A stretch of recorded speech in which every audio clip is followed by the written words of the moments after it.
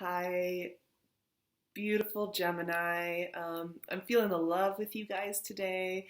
I just celebrated a very good friend's birthday last night. Somebody who he's a friend I've talked about before. I think a few months ago I actually teared up about him. Um, he's been a friend for many years and always helps me to see and redefine how I'm seeing and what I'm working on and why it's important for each of us to be working on our projects. And that's always been one of the best things about, I think, my Gemini relationships is that with you guys, I can sit down and talk about projects, ideas, what we want to build, what we want to create. And the notes that I came up with you for your birthday season, here we are. I hope the May Geminis out there had a beautiful birthday. I hope June brings you so much as well. We're really in your energy. We're jiving with it. And I do have notes for the beautiful birthday people of the month. We have this thing going on with you where everything is coming full circle. The world, the note that I have for you is, baby, you're fresh in this world. And everything comes full circle, seeing the pattern, understanding the purpose, and reinventing your definition of ambition and success. Just small fry stuff like this. I mean, these are energies that come up with birthdays, I feel like. We're looking at a new energetic cycle, a new solar year, and, it brings this stuff up. And it's amazing because, we have the Sagittarius full moon right before June starts on the 29th, which is your opposite sign. We're getting this big illumination there. And then right on the 1st, Mercury is in Gemini. And it's trining Mars in Aquarius. And that's a really, really supportive mental space for you Geminis, because that air quality with your ruling planet at home with you, and then Mars really stimulating this, the mental space of Aquarius, and that for you being this big philosophical energy, really starts the month off with you seeing the big picture and looking forward into the distance and figuring out what that is. So it's really exciting. We have your new moon on the 13th. And that's along with Venus going into Leo in your 3rd house of communication. So very flirty. I feel like that is just, that new moon, you're going to be feeling very in tune, in line, and maybe even energized for a new moon. I think specifically you guys will be feeling that, which is, I think you're going to be very flirty, very fun. But, new moons also mean that you need to start setting those intentions, right? And since this is your new moon of the year, take some time out for that, for sure. Let's see, what else do we have going on here? Cancer season will be starting on the 21st. So once we start hitting into your 2nd house, this is when we're going to start looking at the application of what ideas and stimuli have come through in your season, in the Gemini season. And then once we hit Cancer season, some interesting things are happening. I've been saying that this month is a little bit tender. A lot of the placements here for you are very positive. They're very supportive of that air quality that you guys have, and sharing in that air quality and sharing ideas and reinventing your mental space. So fantastic. When we hit Cancer season, some interesting things are happening. Right before that, Neptune's going retro in Pisces, which Neptune does that a lot, so it's not going to shake things up too much. It's just happening.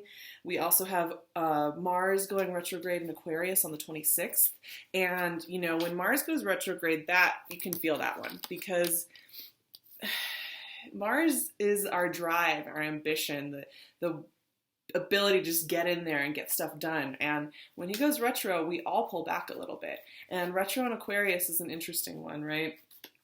It affects you because, it's Aquarian energy and other air sign energy. You guys have that interesting relationship, and it just, when things are linked in like that, you can feel it. So you might be feeling some of that retrograde action. We do have a full moon also in Capricorn in your 8th house of transformation.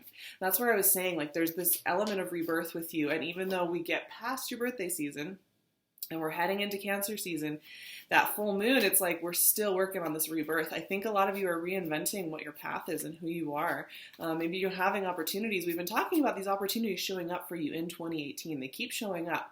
But then that requires kind of redefining who you are within that, figuring out what's been working for you and what really hasn't.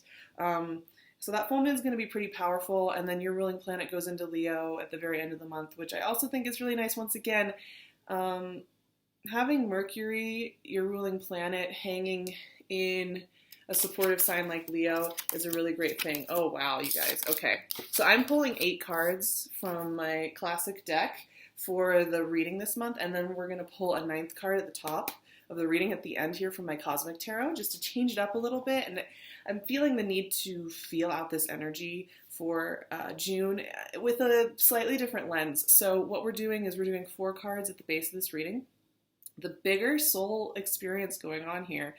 And then 4 cards that are more about the external experience and how that's playing out and tools you can use. And then, of course, an overarching message card. So let's get into this and talk through my Geminis. By the way, before I start, just look at this gorgeous Gemini painting here. It is by Jill Sands. She has such beautiful artwork, and she did this all inspired by Gemini energy. So I'll leave all her info below. But let's get back to this. Okay. There's something intense going on here, but it makes a lot of sense with this rebirth thing that I was seeing with you guys. Look at these first 4 cards. We have the 5 of Pentacles, the 5 of Cups, the 2 of Cups, and the 8 of Pentacles. And speaking of air signs, you guys are really good. One thing I love about air signs, and I've really come to appreciate and even admire and almost envy, and I've had to learn, this is something I practice, is your ability to jump through different states of mind. You can, Gemini, you're really good at this. You're really good at this. Actually, I think you're the best of anybody at this, which is you can try out different ways of feeling through a situation. You can try out feeling really crappy about something. You can try out feeling stressed about something, and you can try out feeling really abundant about something, and kind of play through the different options for how that'll feel and how it will look and how it'll affect you and what that's going to bring up in you. And I kind of see that here with these underwriting energies, because it's almost like you're playing out what your future could look like and where you're going to be feeling abundance or lack. It's almost like you're testing the waters a little bit, right? Because what I'm seeing here, it's, with 5 of Pentacles and 5 of Cups, this is, a lot of times, this is just how we're perceiving our reality, right? When these cards show up, it's a lot about perception of reality. And I always think of these cards as energetic spaces that we can visit, and we do visit from time to time.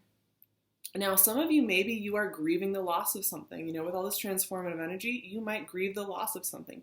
You might grieve the loss of an identity that you once had, or a relationship you once had, or a path that you were once on, because these cards are really those trigger points that are very uncomfortable showing up, right? I mean, this looks intense. It's intense to have this coming right out here. And I'm a little bit surprised, because I think the energy is so supportive of you in June, and this being your season, and there just being a lot of Gemini energy, and there's some movement going on. And yet I'm also not surprised, because in the midst of transformation, in the midst of getting what you want, there's also the shadow side work at the same time. And like I said, you guys are good at this. So this is kind of your territory in some ways. You're able to understand both of these lenses. So we have this feeling of loss, right? We have the grief card and we have the shutting out card. Maybe something's ending that you weren't ready for yet. For some of you, that might be the case. For a lot of you, I think you're actually excited to just grieve this and shed it and be done with it. And I think the sooner you really embrace that, the thing is that what follows that sense of grief and loss and poverty, even, poverty and just our wealth and our value, is love and money. The sacrifice for happiness and relationship and in what we're doing in the world is saying goodbye to baggage that's no longer serving us. You guys, I think, are very good at moving through change in life. Air mutable energy, I almost look at it like a superpower, honestly, because I don't have, the Gemini way. So when I see you guys, it's like you can float through this stuff really efficiently. And I think you totally get this. You're like, yeah, I'm getting rid of that baggage. It's going. Whatever it is that's been holding you back is going away. It is going away, and you know it is. And that's the price that you have to pay in order to have this happiness. So a lot of you I'm seeing connecting with love. I mean, that new moon, so flirty, so connected, really positive for gems out there. So I'm really excited for that new moon for you guys. It just is connecting some dots for a lot of you. Two of Cups energy, can it get better than that? You guys are so relational and good at that one-on-one interaction. You can just really get into conversations, but not only that, a lot of you are making some kind of huge progress in the work that you do in the world. And that's where I was saying there's a reinvention of your ambition and what that means to you and why it matters to you. And that reinvention is kind of going deep. I mean, that's why we're getting some of these cards, because you're kind of going down into the root system of what you've been building for a little while, maybe some of you even a couple of years, and you're just digging around a little bit, but what's coming out of that is something very fruitful. So if you are having those moments where you have to kind of go internal and dig around a little bit, I think you're going to come out with a lot of answers, and honestly a lot more to offer in what you're doing in the world. But I'm seeing there be some kind of really good project or relationship that is getting some grounded answers from digging around a little bit. There's some shadow work going on here, but somehow it's very productive. So I think some of you it's going to be a relationship, some of you it's going to be a work environment. But either way, there's profound progress being made here. And I think the reason that there is progress being made is because like I said, you're redefining what progress is, what success is, what the path is, what your identity is going to be. You're redefining that. And that's been going on for you guys. All of 2018 has honestly just been this offering up of new opportunity and shedding an old skin, offering of new opportunity, saying goodbye to something that's lost. And I almost feel like, with your season here and with June being here, this is the culminating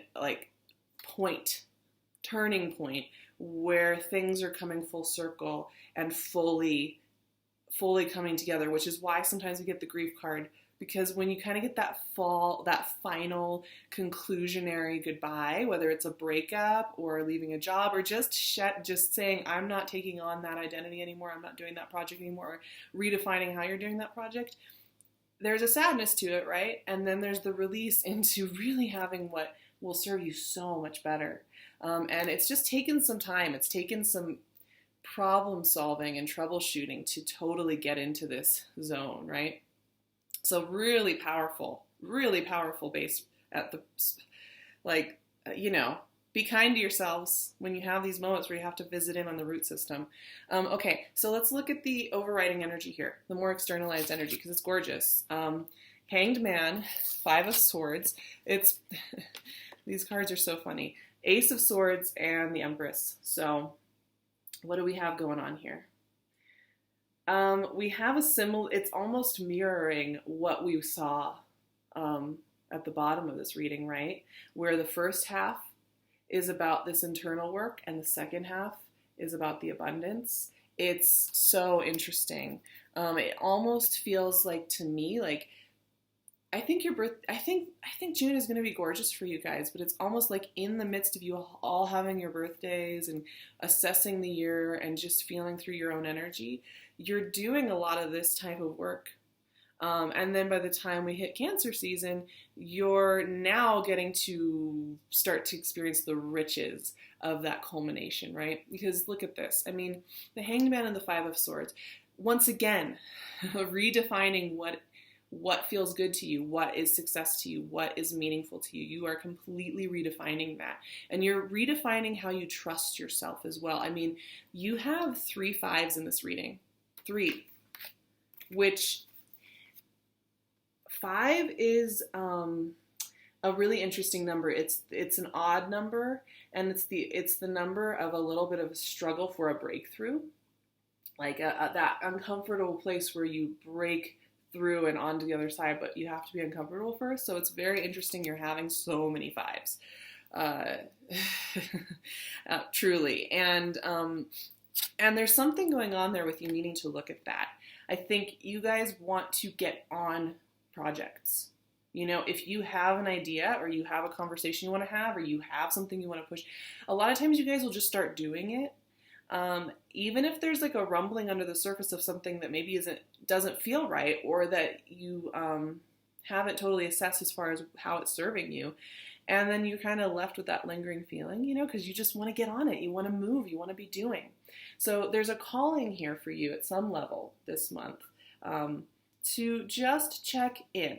Because what these two especially are showing me, Hanged Man, right? We are looking at, this is an abundant card, but the abundance comes from the pulling back a little bit instead of the doing, right? Associated with Jupiter, and you know, which is, Jupiter is going into your opposite sign at the end of this year, your relational sign of Sagittarius. And I think that will be really, really great for Geminis. Fantastic for Geminis.